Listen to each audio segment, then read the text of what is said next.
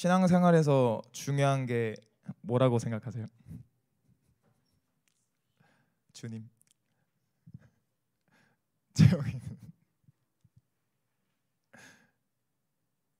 어렵네요. 네. 에? 순수한 마음. 아멘. 지혜자매는 뭐라고 생각하십니까? 회개. 제가 너무 궁금했어요. 명지영 장님은 동행. 선화자매님은 갈망하는 마음. 아멘.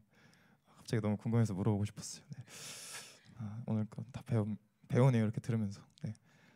그런 방향성으로 나갈 때 중요한 게 또 말씀과 기도잖아요. 갈망하는 마음으로 또 순수한 마음으로 동행하려고 말씀과 기도로 나아가는데 디모데전서 4장 5절에 보면 하나님의 말씀과 기도로 거룩하여짐이라라고 나오잖아요. 네, 방금 말씀해 주신 게 정답인 것 같아요. 우리가 이제 말씀과 기도로 우리가 하나님 앞에 거룩하여지고 우리가 나아가는데 항상 우리가 이 선한 일이나 말씀, 심지어는 말씀과 기도를 하는 가운데서도 우리가 그 목적이 뭔지를 항상 돌아봐야 되는 것 같아요. 또한 이 거룩하여지려는 목적이 방금 말씀해 주신 것처럼 정말 회개하고 하나님 닮아가려고 또 순수한 마음으로 주님께 나아가려고 동행하려고 그런 마음이 아니라 정말 어떻게 보면 누구보다 신앙생활 그냥 잘하려고 아니면 어떤 또한 거룩해지면 하나님께 축복을 받을 수 있으니까 뭔가 내가 하나님 앞에 원하는 게 있으니까 그렇기 위해서 거룩하여지고 싶을 때가 정말 돌아보면 많은 것 같습니다. 이 거룩하여진다는 것은 우리 자신의 의를 쌓아가는 것이 아니죠. 말씀을 읽고 기도하는 가운데 우리의 자아가 더 죽고 더욱 거룩하신 하나님을 닮아가는 것을 말씀하고 있는 것입니다. 아까 말씀해 주신 것처럼 하나님과 더 친밀해지고 하나님과 더 닮아가는 그런 것이 목적이 되기를 저와 여러분이 그런 목적을 가지길 바랍니다.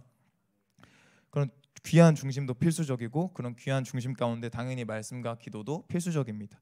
이 말씀에 비추어서 우리의 삶을 돌아보고 회개해야 되고 말씀으로 말미암아 믿음이 생겨나기 때문에 그 바른 믿음을 위해서 우리가 매일매일 말씀을 읽어야 돼요. 그래야 사람의 말을 휘둘리지 않고 분별할 수 있을 줄로 믿습니다. 또한 예수님께서 우리 죄를 짊어지고 성령으로 힘써서 십자가를 지시기 위해서 땀이 핏방울같이 되도록 힘쓰고 애써 기도하신 것처럼 우리도 날마다 우리 십자가를 지고 우리 자신을 부인하기 위해서 간절한 기도가 힘쓰고 애쓴 기도가 반드시 있어야 될 줄로 믿습니다. 이 날마다 기도하지 않으면 그날은 솔직히 자기 십자가를 질 수가 없어요. 자기를 부인할 수가 없고 그날마다 죽어야만 내 십자가를 지고 나를 부인하고 예수님을 닮아갈 수 있을 줄로 믿습니다. 그런데 하나님께서 우리가 단순히 기도를 많이 한다고 들어주시는 것이라고 하지 않으셨습니다. 단순히 기도 많이 하는 거는 차라리 쉬워요. 저도 어렸을 때 기도 많이 하면 다 되는 줄 알고 3-4시간씩 기도한 적도 있는데 이렇게 바리새인적인 기도로 하고 올바른 중심으로 안 하니까 쳇박히고 죄도 못 이기겠더라고요. 게임도 못 이기고 음란도 못 이기고. 근데 결국 그 가운데서 하나님이 인도해 주시긴 했지만 우리가 단순히 기도를 많이 한다고 들어주시는 게 아니라 우리가 만약 죄악 가운데 있다면 우리가 회개하지 않았다면 우리가 만약에 하나님의 말씀을 외면했다면 하나님께서는 그 기도를 가증히 여기신다고 성경에서는 말씀합니다. 잠언 15장 29절에 여호와는 악인을 멀리하시고 의인의 기도를 들으시느니라 라고 하셨고 잠언 28장 9절에 사람이 귀를 돌려 율법을 듣지 아니하면 그의 기도도 가증하니라 라고 말씀하셨습니다. 그러므로 우리는 반드시 하나님의 말씀에 순종하는 삶이 선행되어야 될 줄로 믿습니다. 기도를 우리가 많이 해서 내 소원이 이루어지고 내 문제가 해결되는 데 초점을 맞추는 게 아니라 기도를 하면서 하나님의 말씀을 깨닫게 해달라고 내가 회개를 내 힘으로 할 수 없으니까 회개할 수 있게 은혜를 베풀어 달라고 더 주님을 닮아가게 해달라고 초점을 맞춰야만 하는 거예요. 이사야 59장 1절 2절에 보면 여호와의 손이 짧아 구원하지 못하심도 아니요 귀가 둔하여 듣지 못하심도 아니라 오직 너희 죄악이 너희와 너희 하나님 사이를 갈라놓았고 너희 죄가 그의 얼굴을 가리어서 너희에게서 듣지 않으시게 함이니라. 아멘. 종종 우리가 기도할 때 아까 말한 것처럼 내 소원이 이루어지기만을 위해서 기도하면 안 되는 거예요. 우리가 기도를 해도 안 이루어질 때가 있다면 때가 안 됐을 수도 물론 있지만 믿음을 잃지 않는 가운데서 내가 구하고 있는 것이 어쩌면 하나님의 얼굴을 구하는 것보다 우상이 되어 있지는 않은가, 아니면 어쩌면 내가 정욕대로 구하고 있지는 않은가 돌아봐야 될 줄로 믿습니다. 그리고 기도 가운데 회개해야 할 부분이 있는지 깨닫게 해달라고 그런 기도와 그런 마음으로 기도해야 되는 거예요. 방금 전에 본 말씀 보면은 하나님이 우리 삶에 역사하지 않으시는 이유가 하나님의 귀가 둔한 것도 아니고 다 들으시고 그리고 하나님의 손이 짧아서 구원하지 못하심도 아니고 오직 우리의 죄악이 하나님의 얼굴을 가려서 역사하지 못하신다고 말씀하시는 거예요. 우리 교회 이름처럼 하나님 얼굴을 구해야 되는데 하나님의 얼굴을 가리는 유일한 게 오직 죄악밖에 없다고 말씀하시는 겁니다. 요한일서 3장 4절에 보면 죄를 짓는 자마다 불법을 행하나니 죄는 불법이라 라고 말했고, 마태복음 24장 12절에 불법이 성함으로 많은 사람의 사랑이 식어지리라 라고 말했습니다.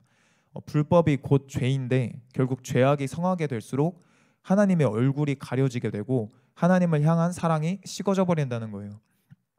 회개하는 삶 없이, 회개에 합당한 열매 없이 우리가 교회 생활하고 봉사하고 열심히 해도 이 죄악 때문에 사랑이 식어져 버리면 그만큼 정말 속상한 일이 없는 거예요. 열심히 하나님 앞에 일을 하면서 하나님을 향한 사랑이 점점 식어져 간다. 그럴 때 내가 진짜 회개할 것이 없는가, 하나님 앞에 정말 무릎 꿇고 엎드려야 될 줄로 믿습니다. 요한복음 5장에 보면 베데스다 연못에서 38년 된 병자를 예수님께서 치유하시는 장면이 나옵니다.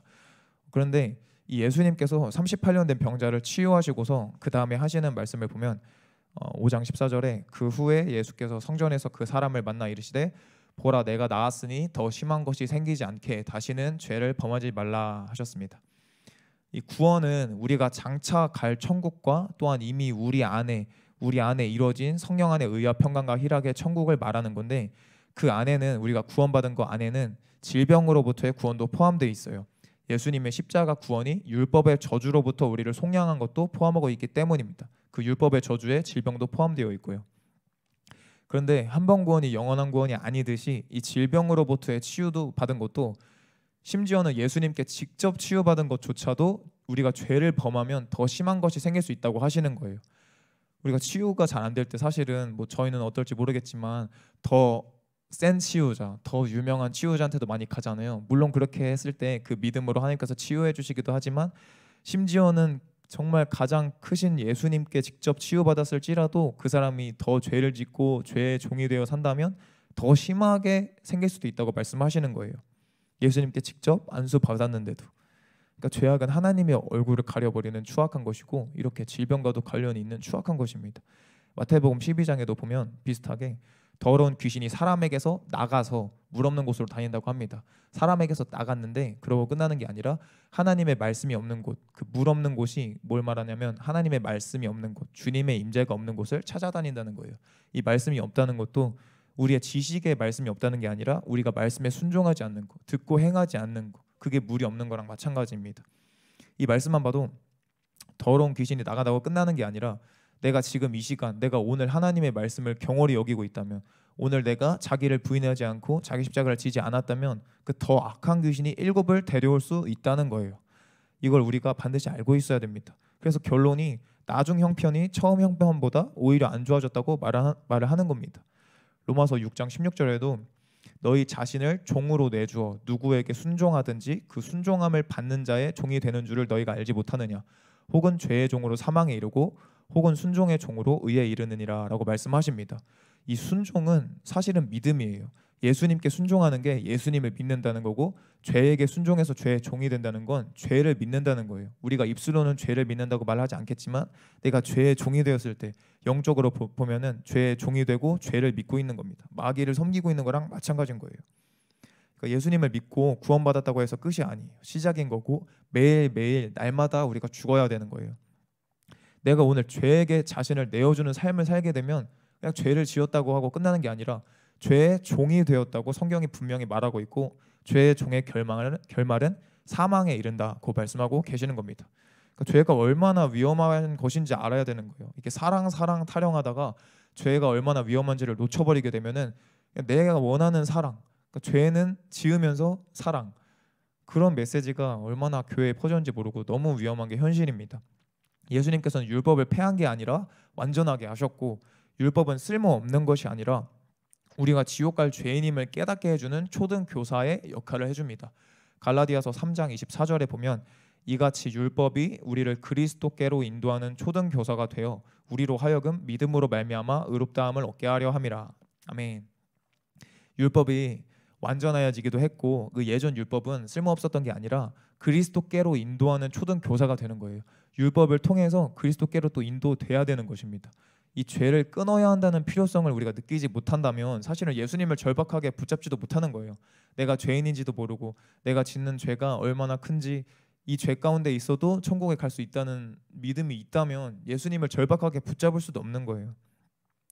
이 죄에 대한 깨달음은 복음의 끝이 아니고 복음의 일종의 초등 교사입니다.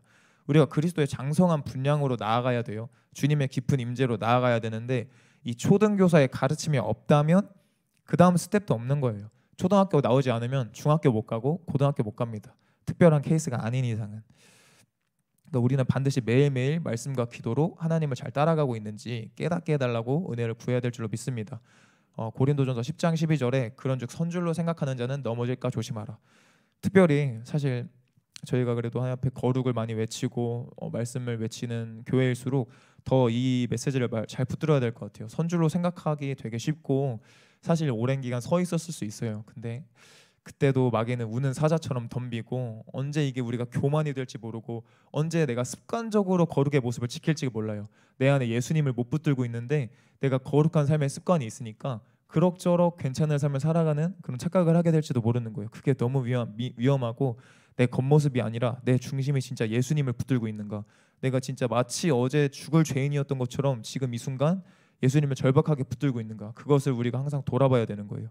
그래서 고린도전서 15장에서 바울은 자신이 날마다 죽는다고 말하고 있는 거예요. 날마다 죽으려면 내가 오늘 아침 눈을 떴을 때 내가 예수님 없으면 진짜 지옥 갈 죄인이구나, 그것을 깨달아야 되는 거예요. 그렇게 되길 바랍니다. 저와 여러분이 한번 예수님 믿고 예수님과 함께 십자가에서 죽는다고 끝이 아니라 그의 시작이고 날마다 예수님과 함께 죽어야 되는 것입니다. 마가복음 8장 34절 35절에 누구든지 나를 따라오려거든 자기를 부인하고 자기 십자가를 지고 나를 따를 것이니라. 누구든지 자기 목숨을 구원하고자 하면 잃을 것이요 누구든지 나와 복음을 위하여 자기 목숨을 잃으면 구원하리라. 이 자기를 부인하고 자기 십자가를 지는 거는 예수님께 더 큰 상을 받는 그런 차원의 문제가 아니에요. 물론 더 큰 상을 받을 줄로 믿습니다. 근데 누구든지 나를 따라오려거든, 자기를 부인하고 자기 십자가를 져야만 예수님을 따라오는 거예요. 누구든지. 그리고 누구든지 자기 목숨을 구원하고자 하면, 그러니까 무슨 말이냐면 자기 십자가를 지지 않고 자기 부인을 하지 않고 내가 죽지 않고 자기 목숨을 구원하고자 하면 상을 덜 받는 게 아니라 잃을 것이요라고 말씀하시는 거예요. 얼마나 이 위험하고 우리가 정신 차려야 되는 문제인지 알아야 되는 것입니다. 근데 반대로 우리가 날마다 예수님의 십자가로 자기 목숨을 잃으면 그때 하나님께서 구원하시는 것입니다. 마지막으로 죄는 우리의 부르심을 무너뜨립니다. 우리 각자에게는 하나님의 선한 계획이 있을 줄로 믿습니다. 로마서 12장 1, 2절에 보면 같이 읽을까요? 로마서 12장 1절 2절. 성경 있으신 분은 같이.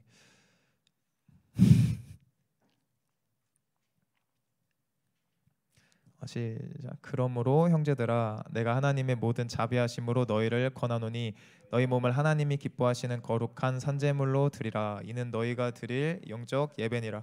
너희는 이 세대를 본받지 말고 오직 마음을 새롭게 함으로 변화를 받아 하나님의 선하시고 기뻐하시고 온전하신 뜻이 무엇인지 분별하도록 하라. 아멘. 우리 각자에게는 이 말씀처럼 단 한 명도 빠짐없이 하나님의 선하시고 기뻐하시고 온전하신 계획이 있을 줄로 믿습니다. 어떤 목사님은 이걸 이렇게 표현하더라고요. 하나님의 선한 뜻이 있고 기뻐하시는 뜻이 있는데 그 다음 차원에 또 온전한 뜻이 있다는 거예요. 하나님의 계획이 여기 못 가면 이제 아예 끝 이런 게 아니라 항상 또 차선책이 있고, 그런데 우리는 하여간 하나님 앞에 온전한 계획 가운데 들어가야 될 줄로 믿습니다. 그게 뭐 크게 쓰임 받고 적게 쓰임 받고 그런 거는 진짜 전혀 중요하지가 않아요. 사실 하나님 앞에는 크고 작게 쓰임 받고 이런 것도 사실 없어요. 고린도전서 12장에 보면 부족해 보이는 지체에게는 하나님께서 귀중함을 더하사 모두 각자의 역할을 감당하게 해주신다고 말씀하고 계십니다. 공의의 하나님이고 공평한 하나님이 우리 각자에게 부족해 보이는 지체에게는 귀중함을, 또한 또 이렇게 잘나 보이는 지체에게는 또 겸손함을 이렇게 부어주실 줄로 믿습니다. 근데 이 죄악이 하나님께서 우리를 향한 계획을 비틀어 버리는 거예요. 여러 예가 진짜 많죠. 사사기에 나오는 삼손을 봐도 삼손은 하나님이 멀리하라 하신 그 이방 여성 블레셋의 여성을 아내로 삼고 결국 하나님과의 은밀한 비밀들, 추억들을 말해주고 하나님을 놓치고 맙니다. 근데 이게 진짜 속상한 게 처음에는 사사기 14장 4절에 보면 삼손이 처음에 부모님께 블레셋 사람을 아내로 삼게 해달라고 말을 할 때는 단순히 블레셋 여자가 좋아서가 아니라 블레셋 사람이 이스라엘을 다스린 까닭에 삼손이 틈을 타서 블레셋 사람을 치려 함이었다고 나옵니다. 좋은 뜻으로 블레셋을 사람을 아내를 취하려고 한 거예요. 사사의 역할을 충실히 하려고. 그래서 말씀에 또 보면 이게 여호와께로 말미암았다고 나오거든요. 이런 좋은 뜻으로 시작을 했는데 그 다음 절에 7절부터 보면 한 블레셋 여자가 그 이후에 삼손의 눈에 들어왔다고 나옵니다.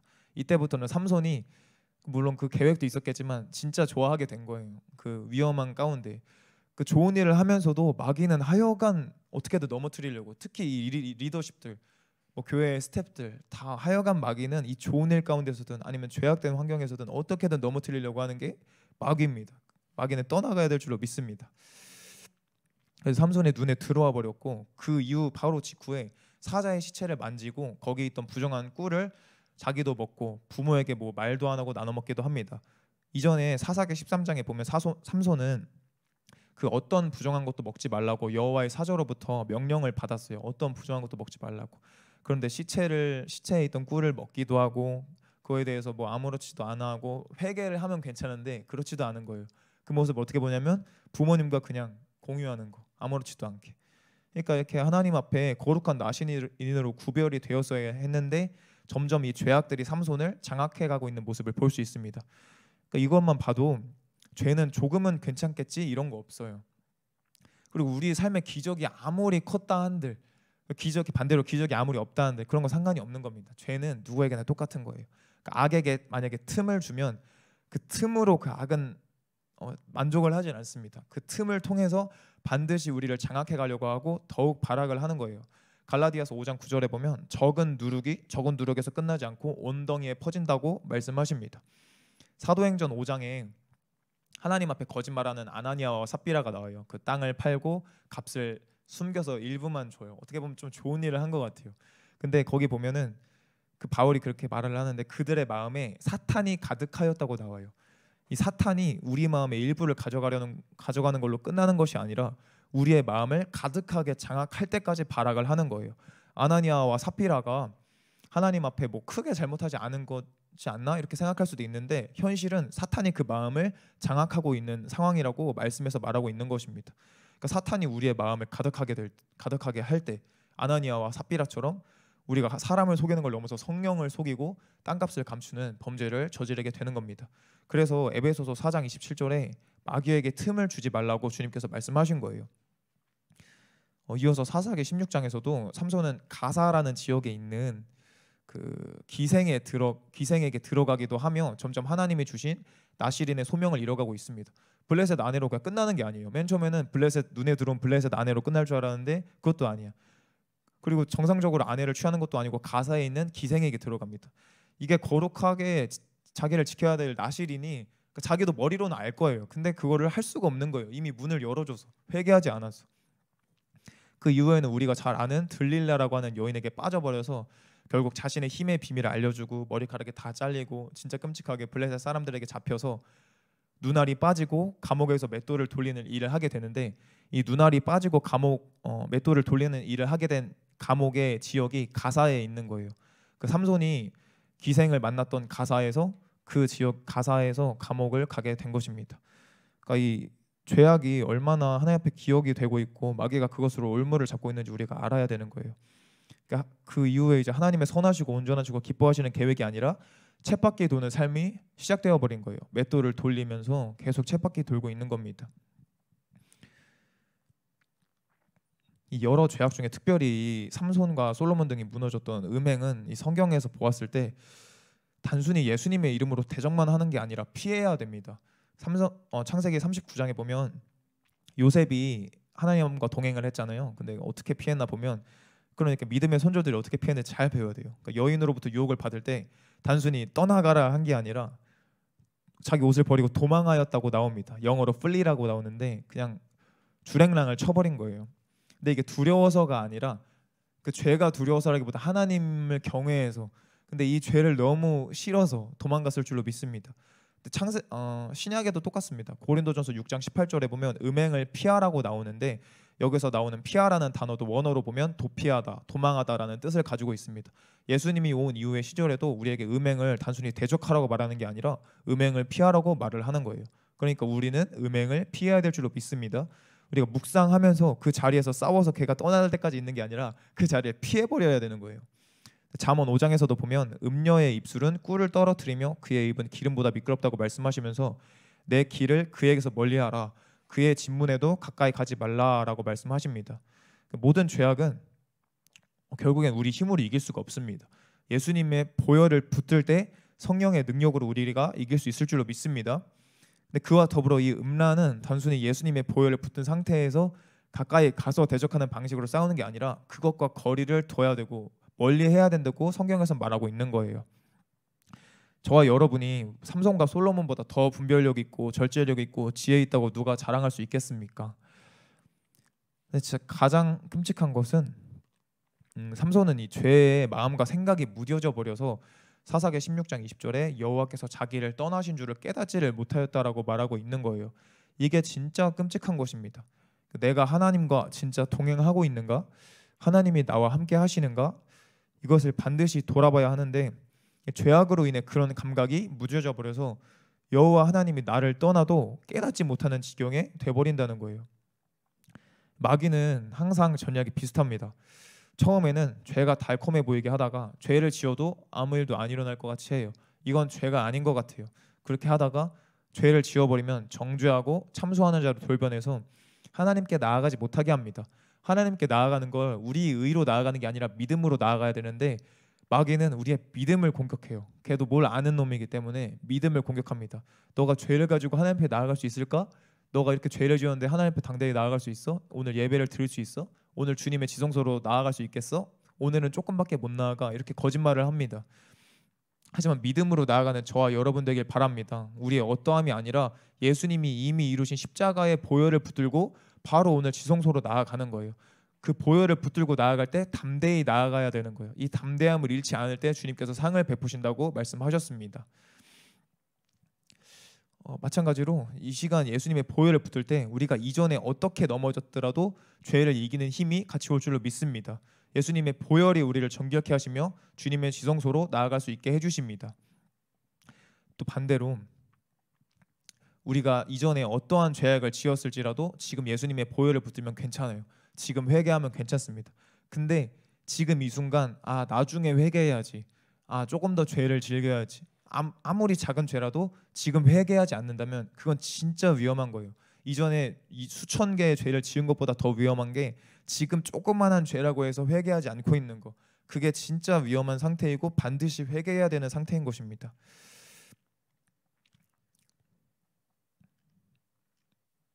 그러니까 이런 것엔 여러 가지 몇 가지 단계가 있는 것 같아요. 이렇게 들어봤을 때 죄를 끊어야 되는구나. 죄를 지으면 하나님의 선한 계획과 온전한 계획을 놓치고 부르심을 놓치게 되고 지체되게 되는구나. 이걸 깨달아야 되는데 이거 자체가 복음은 아니에요.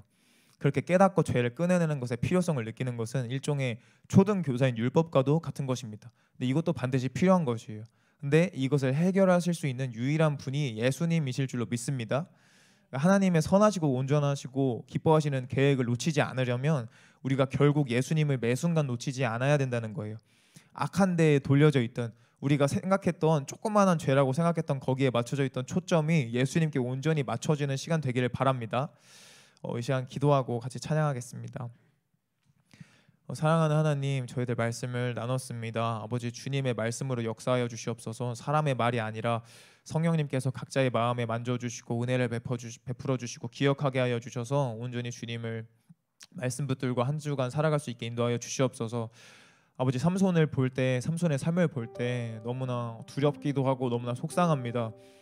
아버지, 저희들 이렇게 모인 청년들 한 명 한 명이 주님의 그 선하시고 온전하신 뜻이 있을 줄로 믿습니다. 그 미래에 맺을 열매들이 너무나 기대되고 너무나 상상해봤을 때 행복하고 주님께서 귀하게 써주시고 주님께서 또한 기뻐하실 줄로 믿습니다. 아버지, 근데 또한 아버지 주님의 역사하신 뿐만이 아니라 마귀가 또한 우는 사자와 같이 우리를 공격합니다. 아버지, 또한 저희 리더십들 또한 섬기는 자들 시험에 들게 하기도 하고 몸을 지치게 하기도 하고 모든 방해하는 것들이 있습니다. 이 시간 다시 예수님의 보혈을 붙들기 원합니다. 이 시간 여호와를 앙망하게 하여 주시옵소서. 여호와를 앙망하는 자는 새 힘을 얻는다고 하셨습니다. 이 시간 주님이 주시는 힘으로, 주님이 주시는 지혜로, 성령으로 이 시간 충만하게 하여 주시옵소서. 다시 100%, 120% 예수님께 집중하게 하여 주시고 예수님의 보혈로 저희의 온 몸과 마음과 혼을 덮어 주시옵소서. 정결하게 하여 주시옵소서. 아버지, 이전에 어떠한 죄악을 지었든지 다 예수 그리스도의 이름으로 회개합니다. 용서하여 주시고 회개에 합당한 열매 맺는 저희가 되게 하여 주시옵소서. 저희가 단순히 기도하고 말씀을 보는 게 아니라 회개하는 자가 되기를 원합니다. 주님께 거룩한 신부가 되기를 원합니다. 말로만 구하는 게 아니라 정말 삶으로 열매 맺는 자가 되기를 원합니다. 그럴 수 있게 성령님이 시간 빛을 비춰주시고 은혜를 베풀어 주시옵소서. 회개를 할 때에도, 예배를 할 때에도, 기도를 할 때에도, 주님의 얼굴을 구할 때에도 전심으로 하게 하여 주시옵소서. 단 한 톨도 주님 앞에 아끼지 아니하고 99%가 아니라 100% 주님께 나아가는 저희가 될 수 있게 성령님 은혜를 베풀어 주시옵소서. 그렇게 일하실 주님 믿사오며 감사드리며 예수님의 이름으로 기도드렸습니다. 아멘. 같이 말씀 앞에서